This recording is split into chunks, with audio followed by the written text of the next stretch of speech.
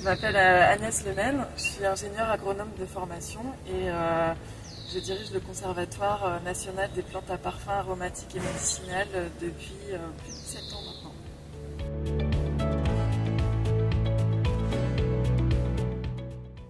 Donc le Conservatoire, c'est une association qui a été créée il y a plus de 30 ans par les professionnels de la filière. Donc ici on est à Milly-la-Forêt et Milly-la-Forêt ça a été la première région de production de France de plantes médicinales au début du XXe siècle. Donc là le bâtiment que vous voyez ici c'est un séchoir qui date de la fin du XIXe siècle qui fait 100 mètres de long sur 7 mètres de large. Et en fait grâce à ce séchoir à l'époque on a permis le développement du séchage sur clé plutôt que le séchage en bouquet.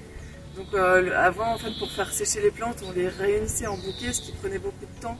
Et puis au cœur, c'était pas forcément super bien séché. Mais là, avec le séchage dans un grand séchoir comme ça, on tend des tissus sur des cadres en bois et puis on peut jeter les plantes dessus et puis les superposer. Ce qui permet un gain de qualité puisqu'au milieu la plante est bien séchée, de temps puisqu'on n'a pas besoin de fabriquer les bouquets et d'espace puisqu'on peut mettre beaucoup de plantes dans un petit espace. Et donc ça c'était une espèce d'innovation technologique qui s'est ensuite exportée dans toute la France. On l'appelait la méthode de Milly et donc c'est sans doute aussi quelque chose qui a contribué à développer la production des plantes médicinales dans la région. Allié au fait que on est dans la région de Fontainebleau où il y a des sables ainsi que la présence de l'eau, donc c'est un terroir qui est propice à la culture d'une grande diversité d'espèces et puis aussi à des raisons un petit peu peut-être géopolitiques du fait de la proximité avec Paris et les contextes de guerre avec l'Allemagne qui était un autre très important producteur de plantes médicinales qui ont fait qu'il est devenu stratégique d'avoir à proximité de Paris un centre de production important de plantes médicinales. Donc, ensuite, c'est à Milly-la-Forêt que la filière s'est développée.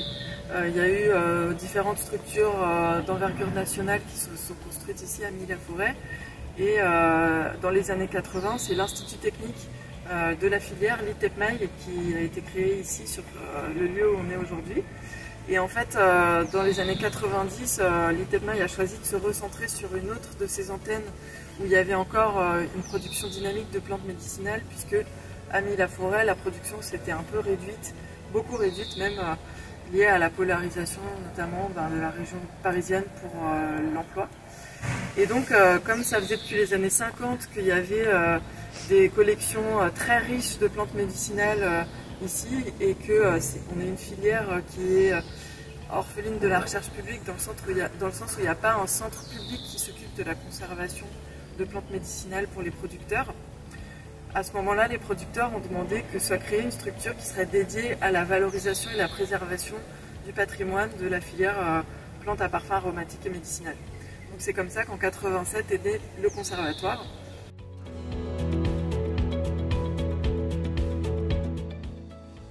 Et donc nous on a principalement 3 missions.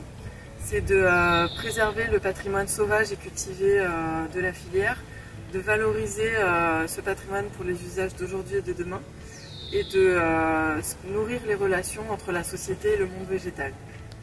Donc pour remplir ces missions, on a principalement 3 volets d'action.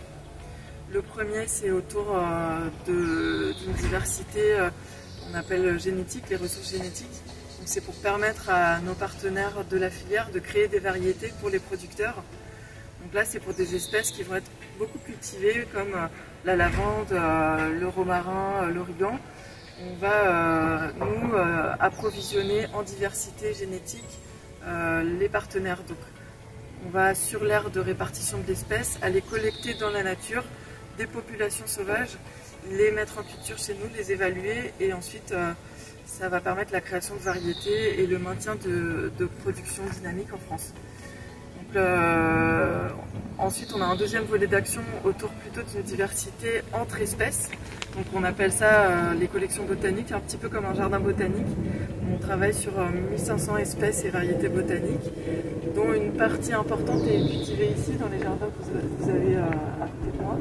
Là, il y a environ 700 espèces et variétés qui viennent du monde entier. et le reste est conservé sous forme de semences dans des congélateurs et chambres froides. Et donc là, l'idée de cette collection, c'est un support pédagogique et scientifique, puisqu'elles sont ouvertes au public, et puis il y a des étiquettes avec les usages des plantes. Il y a aussi le fait d'être un réservoir d'innovation pour la filière et de permettre des travaux de recherche et développement pour trouver des molécules intéressantes et favoriser le développement de médicaments ou de nouveaux produits à base de plantes. Et puis il y a le fait d'être un support de recherche et puis de préservation du patrimoine aussi. Et puis ça nous sert aussi pour la production de semences et plants. Donc là, les collections que vous voyez nous servent de porte-graines et porte-boutures pour une activité de production de semences et plants. On a 700 espèces et variétés au catalogue en bio. Et enfin, on travaille sur les plantes rares et menacées, et notamment les plantes sauvages. Donc on accompagne les professionnels de la filière cueillette de plantes sauvages dans leur structuration et leurs bonnes pratiques de cueillette. On accueille le siège social de l'Association française des cueilleurs de plantes sauvages, l'AFC, et puis on fait de la mise en culture de plantes sauvages quand ça permet de préserver la ressource. Par exemple pour l'arnica que tout le monde connaît, en fait c'est un traitement qui est issu d'une plante qui est aussi cueillie. Et donc pour essayer de préserver la ressource sauvage, on a développé des programmes de mise en culture d'arnica. Et puis on a travaillé aussi sur la sensibilisation et puis la mise en place d'un jardin de préservation de plantes rares et menacées qui est ouvert au public.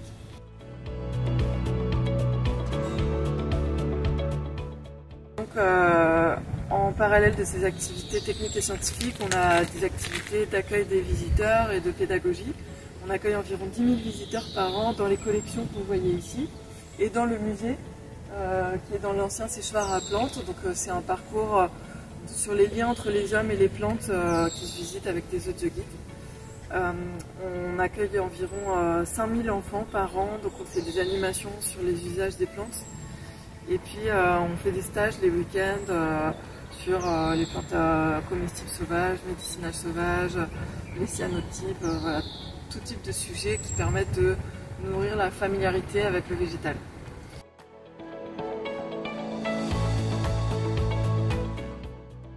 Et donc pour faire tout ça, on est une équipe de seed permanent et on est sur 3,5 hectares en bio, donc tous nos terrains sont en bio depuis 2000.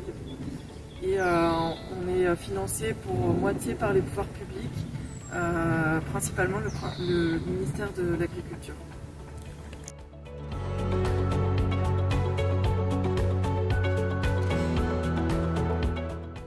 Donc dans les êtres vivants, chez les êtres vivants, on parle de plusieurs types de métabolisme, le métabolisme primaire et le métabolisme secondaire. Le métabolisme primaire, c'est tout ce qui est lié à la survie de l'organisme, c'est-à-dire sa nutrition, sa croissance et sa reproduction. Et le métabolisme secondaire, c'est tous les autres besoins. Donc tout ce qui est un petit peu plus compliqué, la communication, le système immunitaire.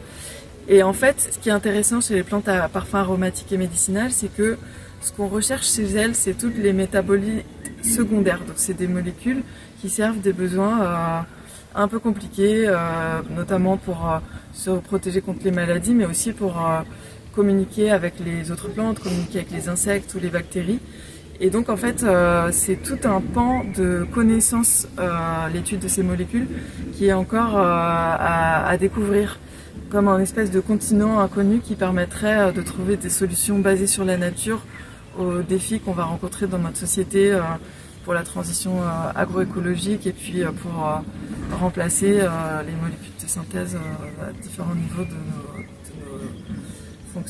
notre fonctionnement.